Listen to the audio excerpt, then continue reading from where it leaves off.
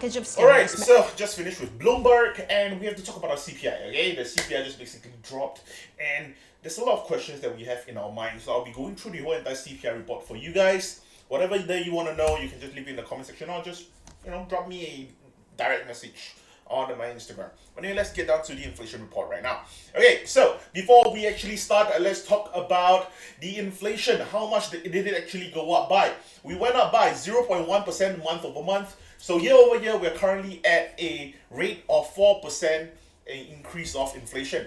So of course, 4% of inflation, not exactly the best, okay? But you do need to take into consideration the year before, we were actually at 8.5, 8.6%, somewhere in the dangerous zone. Right now, we have already cut it down by half. We're at a pretty good level of 4%.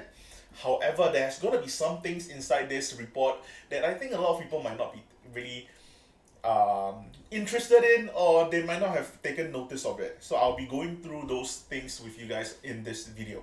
Okay, so you can see that shelter is still the largest contributor to the monthly all item increases. Okay, so I think I talked about this quite a little bit as it is, which is basically shelter prices takes about 8 to 12 months for us to actually see a relative trend downwards in the market, simply because prices of us actually buying the house, renting the house, things of that nature, all this usually take about 1 year before we actually see a huge increase or decrease that actually happen. So for us to actually get a more accurate pricing, we usually give a 1 year period, which is why we call it a lagging indicator to some extent. Okay, so right now, shelter being the largest contributor to the monthly all item increase, a lot of people most likely will think that means it's a good thing. Okay, why? Because if shelter is the largest contributor to inflation at the moment, it means that there's nothing else that is really even higher than a lagging indicator in the market that's contributing to inflation. Okay, because for example, just take February 2022, for example, during the whole period where Russia and Ukraine started the war situation back in February in 2022, like I said, okay, the highest contributor to inflation back then was energy prices, followed by food prices. All these different things, your energy prices, your food prices, these are inflation that we cannot really control to any sort of extent. Okay, and when that actually happened, then you want to talk about shelter prices or freaking furnishing prices. No one really cared, because back then it was all about energy. Okay, so right now, if we're talking about how index for shelter has actually been, is still up, contributing to inflation, one of the largest contributor for inflation, in fact, and then followed by index for cars, used cars and trucks, it simply means that inflation might not be here anymore per se. But of course, we have to look into the report a little bit more. Okay, let me just put myself a little bit smaller over here. Alright, for people who are unaware, index for all items, less food and energy, rose 0.4% in May. What this actually means is what we like to call core CPI, which is inflation that we can actually compare to, or we can actually control to a certain extent. So of course, in April and March, it also kind of went up a little bit, which is why I talked about it a little bit, which is core CPI. We really need core CPI to really go down before we actually see any form of a movement towards whatever the Feds want it to, which is the end 2%. Okay, right now we're not getting it just yet. Okay, you can see, look at the graph. Okay, just last year, which is why I said it. If the moment we actually get to the July CPI, that means that we're going to be getting rid of the current May 2022 and June 2022. Once we get rid of those two super duper high month over month inflation over here, you can see, once we get rid of these two huge bars out of the way, okay, that means that if you are looking at it year over year, you're going to be looking at a relatively low inflation. Okay, because from July onwards, it's basically 0%, 0.2, 0.4, 0.5 being the highest month over month, which is quite comparable because you have a lot of 0.1s as well. So you're going to be most likely going to be averaging it down to about like a 2.5% inflation year over year. Okay, which is why a lot of people is actually expecting that to be the case. That means in about 2 more months of the CPI that actually comes, 2 to 3 months of CPI that comes, we are finally going to be hitting whatever the Feds want us to hit, which is the 2% target of inflation. But of course, it's not going to be that easy, right? Okay, so let's go through some of the items here. Let me see if I can take a little zoom in on this one because numbers look pretty small. Okay, okay, I think that should be fine. Okay, so over here I highlighted it, some of the things that I was going through earlier when I was reading it up. All items 4%. Okay, let's look at year-over-year numbers first, okay? Food still went up by 6.7%. Okay, like I said before, okay, I do think that food inflation is actually one of the most important inflation because this is an item that every single person in the world would need to look at. Okay, food inflation. Okay, because for energy inflation, you can say that, you know, for example, the person don't drive or the person don't pay for electricity or whatnot, okay? But food-wise, it's gonna be affecting everyone at every age, okay? So food prices, I think, is super duper important, okay? I don't care about, like, you know, all those different commodities, vehicles, apparel, whatnot, all this kind of thing. It's not as important because food is something that you have to ingest every day, 3 times a day. So that's actually pretty interesting for us to actually see 12 months, okay, in 12 months is still up 6.7%. Of course, if we actually take the previous year 12 months unadjusted, we'll be looking at somewhere around the 15 to 20% inflation increment for food. So finally, we're starting to see a little bit of a trend downwards for food, but nevertheless, it is still at 6.7% for food, which is why I do say that it is still a little bit concerning, okay, because it's starting to show sticky inflation. And of course, what the Feds do not want is sticky inflation.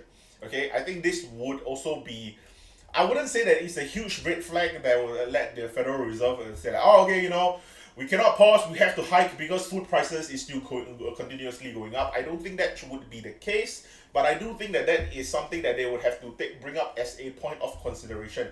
Okay, food prices cannot continuously go up. Right now, if we actually put into consideration for the past 3 years, food prices have always been going up every single month. Okay, other than 2 months out of the 3 years, which is your March and April of this year, March and April, we did not have an increase. We were flat at 0.0%. Okay, getting a flat 0%, just because you do not have inflation doesn't mean deflation is happening. Okay, every other month we are going up. Okay, we haven't got a single level of deflation just yet, and that's why I think that it's a little bit concerning for us. Okay, look at energy prices. In the past 12 months, we got energy prices going down 11.7%. Okay, just this month alone, a negative 3.6%.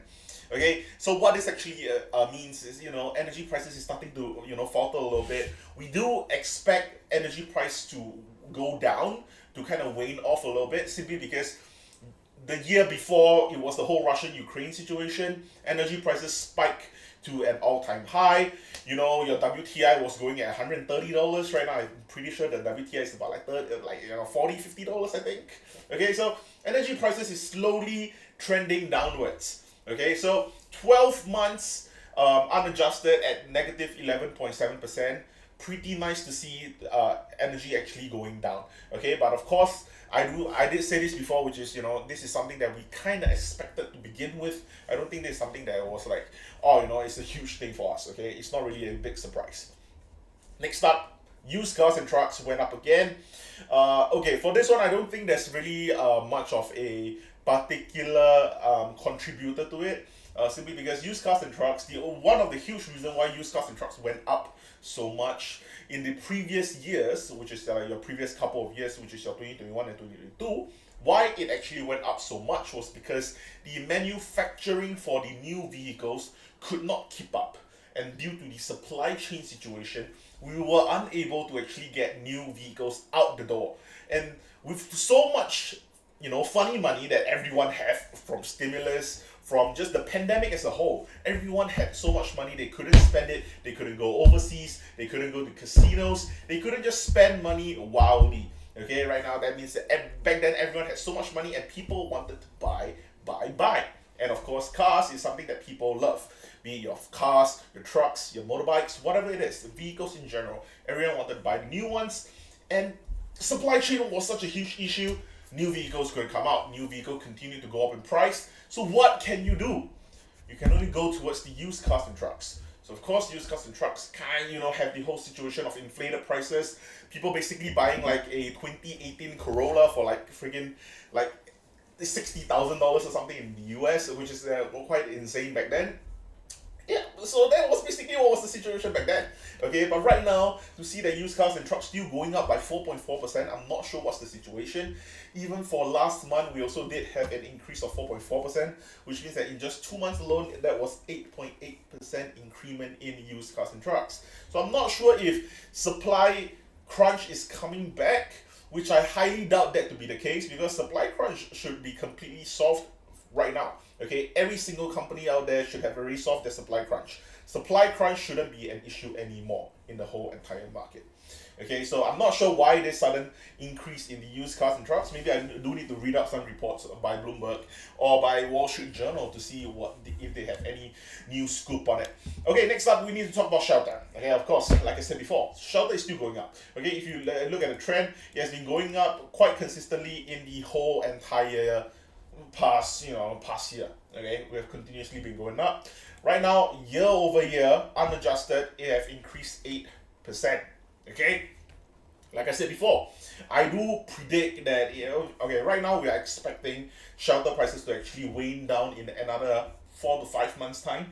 Okay, so about 4 to 5 months time, which is why it's kind of interesting.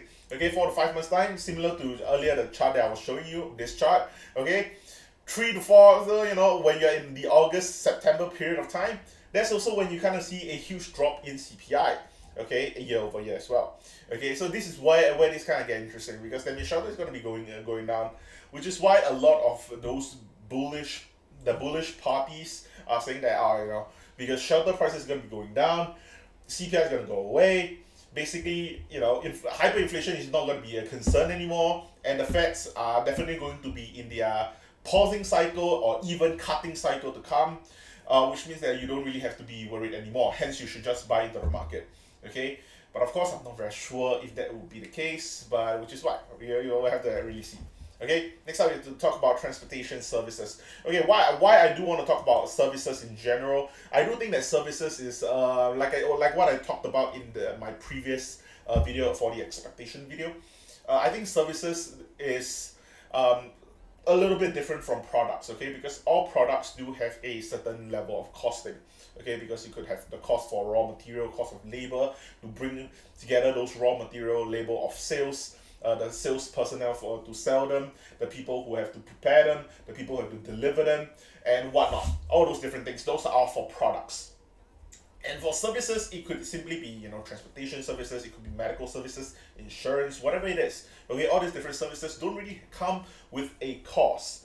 Okay, they are just basically from someone else's expertise, and they are just doing it for a price that is being set by the entire industry.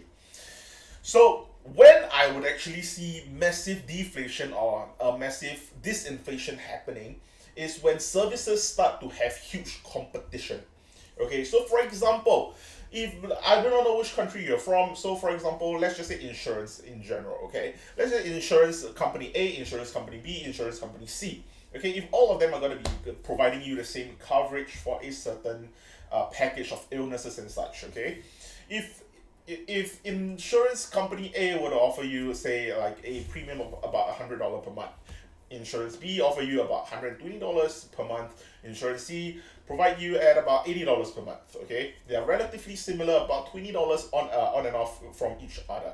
Okay, of course, a lot of people would definitely go to insurance company C, and when that actually happened, what that would actually create is a fire under insurance companies B's, but because they are going to be like thinking, hold on, we are charging $120 premium for the same services that insurance company C is providing for their clients. Maybe we have to look through our policies to actually change up some of the things. So what they're going to be doing is that they're going to be competitive. They need to show competitive pricing, competitive benefits, competitive packages to bring in the clients. Okay, so when that actually happens, that means they might bring down their prices to $75 a month. And then, of course, then insurance company A have to follow suit. This is where services disinflation comes in. When you have a competitive industry, you can actually see competitive pricing pushing each other downwards. Okay, so that's why I think that right now we're not really seeing huge inflation well, we're not seeing huge disinflation happening for services just yet. Right now, like I said, transportation services year over year still at 10.2%. Of course, medical services at negative 0.1%. I think for medical it's slightly different because it's controlled by the government and things like of that nature. So that one would be slightly different. But of course, we will have to go into the more minor details down in the charts below. But let's just go through a little bit of the words. Okay, so food index went up 0.2%. Again, a little bit disappointing for us to actually see a 0.2% increase because we already had 2 months of 0% increase. Suddenly to have this bad hit just kind of rear itself, kind of sad for us to really see. I do want to see food index going down because I think when we actually see substantial deflation in the food index, that's when we can actually properly say that we are out of the whole inflation era. Okay, until then, I don't think so. Okay, index for eggs actually fell 30.8%. This is the largest decrease in the index since January of 1951. But of course, similarly, you see eggs increased by like 20% in month over month would most likely be the bit largest increase in the index since 1951 as well. Okay, so I don't really care about that. Okay, the dairy and related products, blah blah blah. Okay, food away from home rose by 0.5% in May. Again, like I said, 0.5% might not sound like a lot, but it actually is because it kind of adds up. If you actually analyze it, this is 6% year over year. So this is actually quite a huge situation for food away from home. Okay, energy fell by 3.6% in May. The gasoline index decreased by 5.6% in May as well. Okay, so huge decrease across the entire energy sector as a whole. Okay, of course it's good for everyone. Of course, like I said before, if you drive a car, if you cook, you have electricity at home, you use energy in general, there's gonna be an overall good thing for you because you're starting to see deflation happening. Of course, right now some people would actually argue that it is still under disinflation because if you were to take it, in the 3-year period, it's still under disinflation. We're not actually seeing deflation in energy prices just yet. But I think that eventually, at this current rate of trend, we're definitely going to see deflation happening in energy prices. Okay, so shelter prices, largest contributor. I think this one we talked about it. Okay, now let's get to the numbers. Let's get to the numbers. I did some highlights. I remember. Okay, cool. Oh, well, it's 9, so my lights just turned off. I think this should be fine. All right, let's go. Energy prices, you can see basically a flat decrease throughout everything in the energy sector as a whole. Okay. Let's see what they are. Okay, cool. Okay, services, where I wanted to talk about more services stuff. Okay, domestic services, gardening services, medical services, professional services, whatever services it is, you can see, negative 2%, 1.8%. Okay, all these are all services as it is. You can see that there's not much of a difference. Okay, you don't see huge disinflation happening in any of those services, which is why I'm saying that competitive industries such as all these different services are not actually going down in price. If these are not going down in price, what do you think about products as a whole? Okay, if you are looking at all these different tobacco, you're looking at alcohol, you're looking at recreational products, pet food, used cars and trucks, apparel, things of that nature. It doesn't matter if they're going up and down if these services are not showing disinflation. Okay, because if something that do not even come with a cost, okay, it's not going down in price in such a competitive industry, what do you think about products that actually comes with a cost? Okay, insane. I do think that there is still a lot more space for us to actually go. Of course, I cannot say that I am fully. I don't think I have any more things that I highlighted here. Okay, so I'm just gonna enlarge myself and I'll explain about this. Just kind of like a whole summary of this whole entire thing. Okay, so I do think that a relatively quite a good report. I think that this report kind of further emphasized the fact that we are most likely going to be having a pause. Okay, but the thing is that personally, like I said before, I don't think that we're currently at 100% success rate of getting a pause because nothing is really showing us that it will be a definite pause.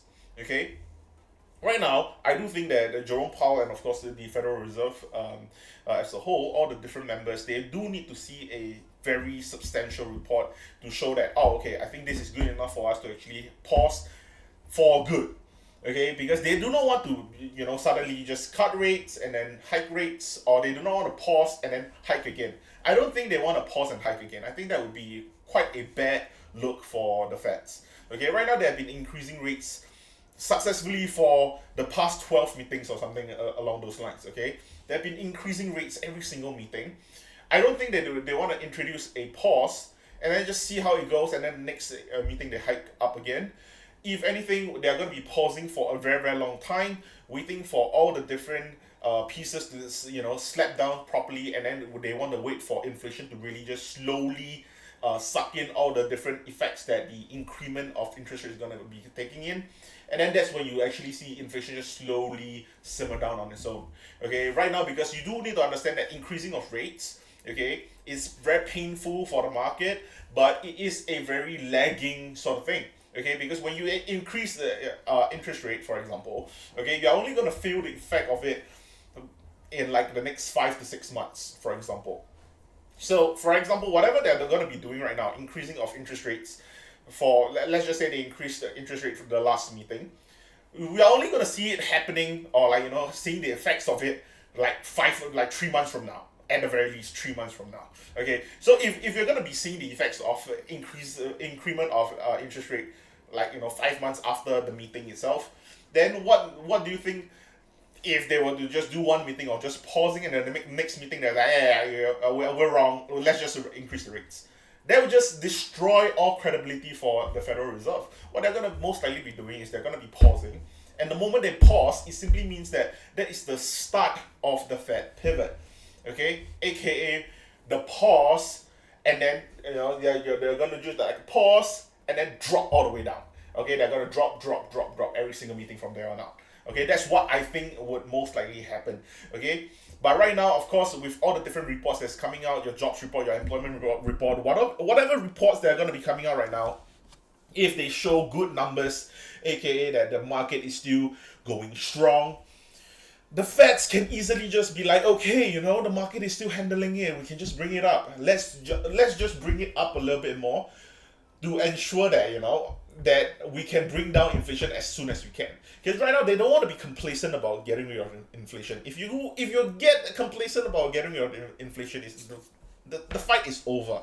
Okay, which is why, for example, even for today when China is talking about a new stimulus package as well. I think that's one of the reasons why the futures actually went up even before the CPI was dropped. Okay, there's going to be another stimulus level that can most likely be affected with inflation. It's going to happen all over again. Okay, so that's the kind of thing that I'm worried about. Okay, when people think that, inflation's gone, don't worry about it. Here, free money. Here, everybody, I'm going to give you a few $100s, a few $1,000, the PPP, or whatever it is. I don't know. I just feel that with this whole entire situation going into this, I just don't think that the Feds would want to pause just yet. Which is why I'm not sure about it. I am on the side that they are going to pause a lot more. I'm like 80% sure that they're going to pause. But my portfolio is on the side that they will not pause. Okay, so I'm not sure if that's the right thing to do. Okay, it's just a bet on the market, I guess. I do think that they're going to be increasing rates just one more time, which is why my portfolio is still shorting off the market. But I think 80% of my heart still feels that they are most likely going to pause. Okay, and if that would happen, of course, then my portfolio is going to get a hit, that's for sure. And of course, when that time actually comes, then I'll have to start to think about rebalancing my portfolio again, which is, do I want to go bullish, or what's going to be happening from there on out. Okay, by the way, that's all I have for this CPI. Tomorrow's going to be PPI, the Producer Price Index, and the day after, we're going to be having the FOMC meeting. So those are the stuff that we're going to be looking forward for this week. A huge week for the Feds, a huge week for the market. By the way, thank you so much for watching till this far, and I'll see you guys in the next one. Bye.